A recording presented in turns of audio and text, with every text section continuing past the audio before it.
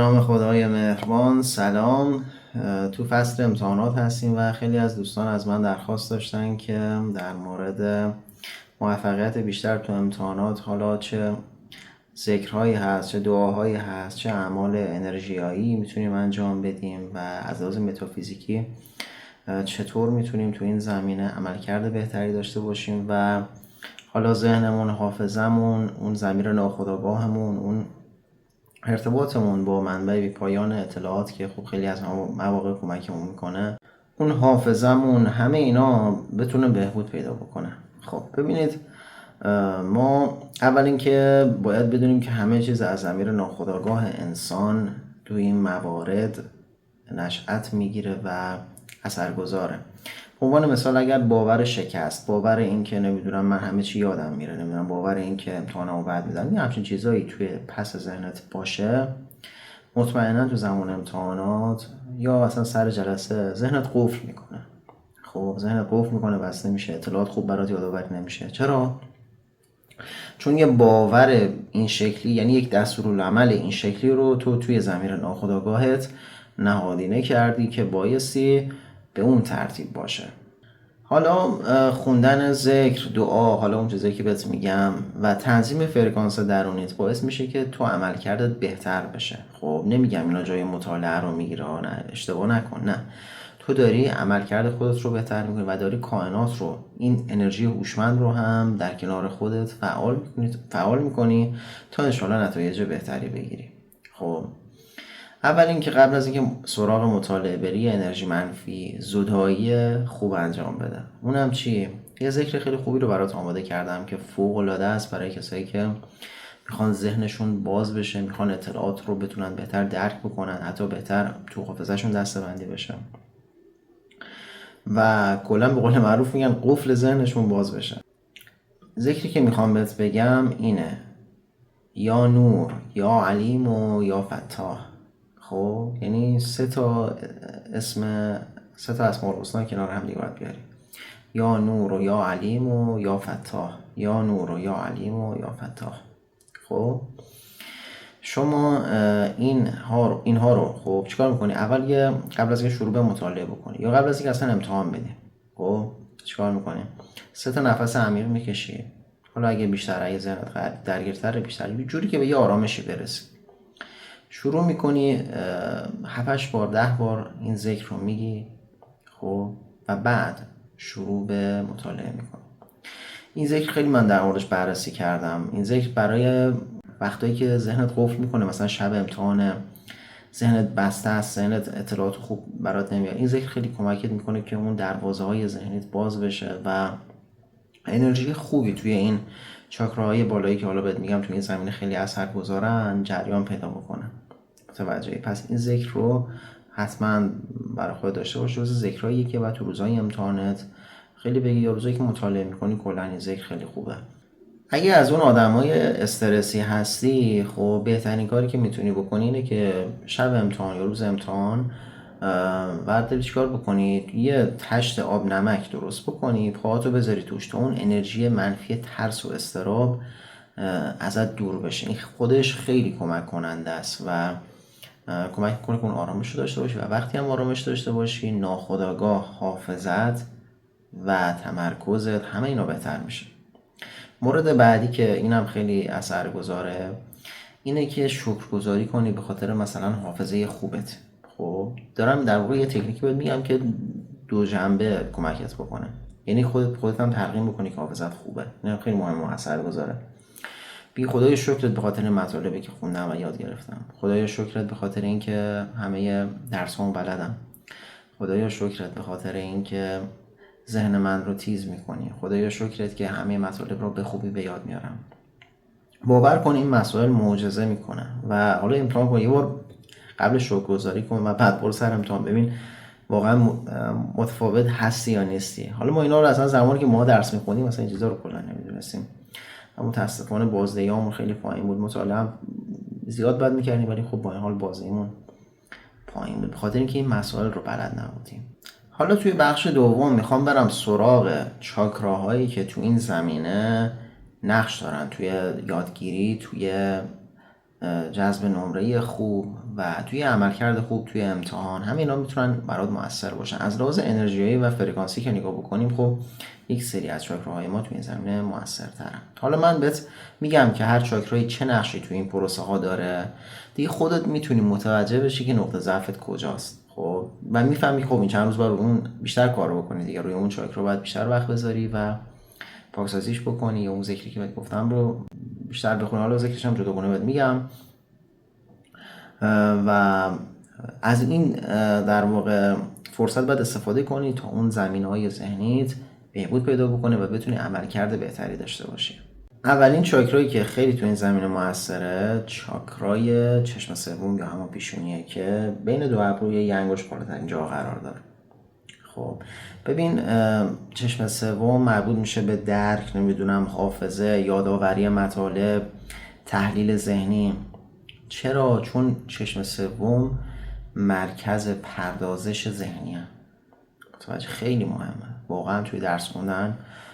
واقعا حسرت میخورم اون زمانی که تحصیلات داشتم انجام میدادم اصلا این مسائل رو نمیدونستم و چقدر الان واقعا جوانهای ما، دانش آموزای ما، محصلین ما، دانشجوامون از پاکسازی نبودن چشم سومشون دارن تو این زمینه ضربه میخورن. خب و چقدر میتونست عملکرد ذهنیشون بهتر باشه.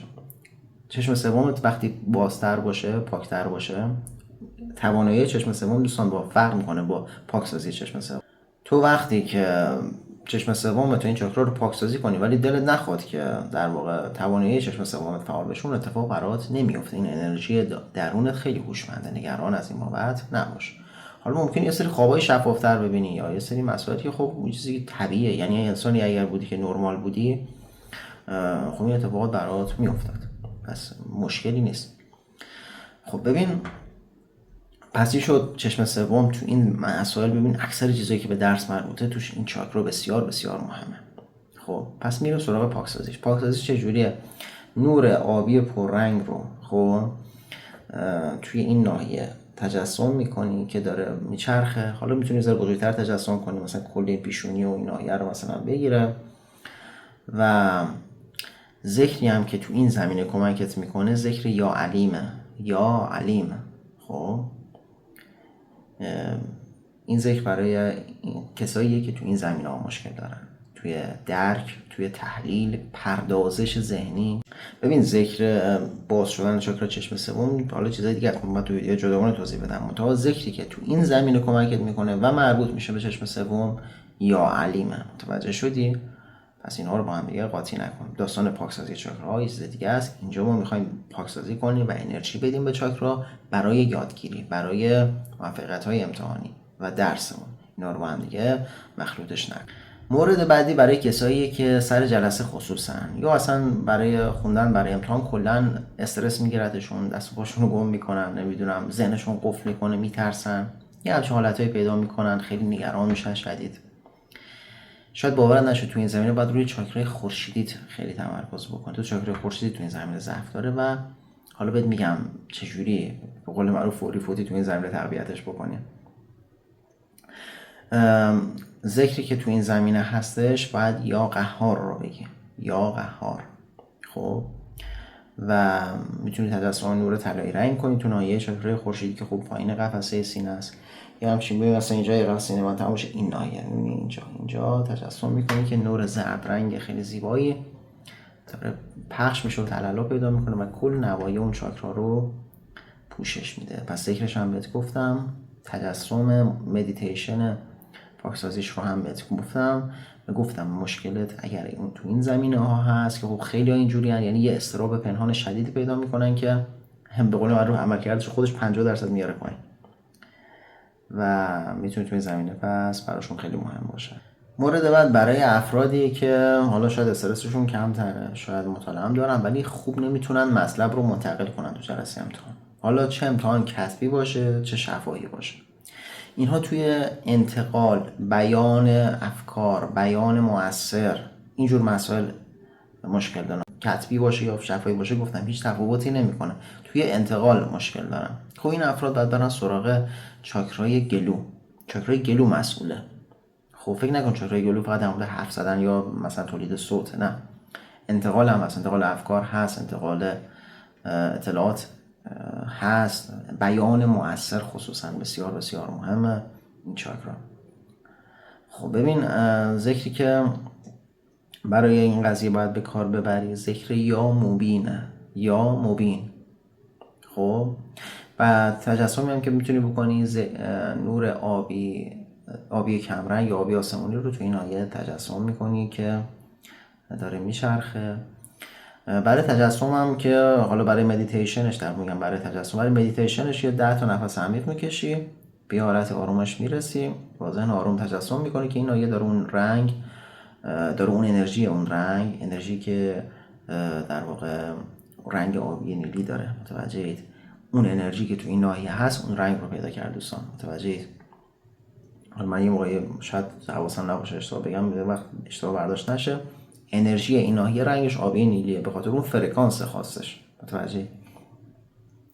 ذکرش هم بهتون گفتم. پس اینم از مدیتیشنش برای کسایی که مشکل دارن. برای چاکرای تاجیه، خب این برای چی؟ این یه در واقع بهش میگن یه کمک کننده است برات. خب یه جوری میگن یه میانبره، یه چیز اکسترا، چیز اضافی هست. چه بابت؟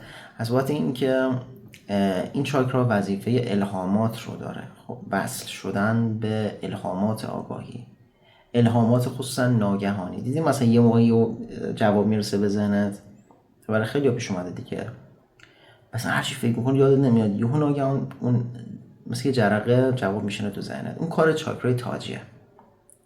خب این کار فقط مال چاکرای تاجیه، به چاکرای دیگه هیچ حتی به چشم سوم هیچ ارتباطی نداره.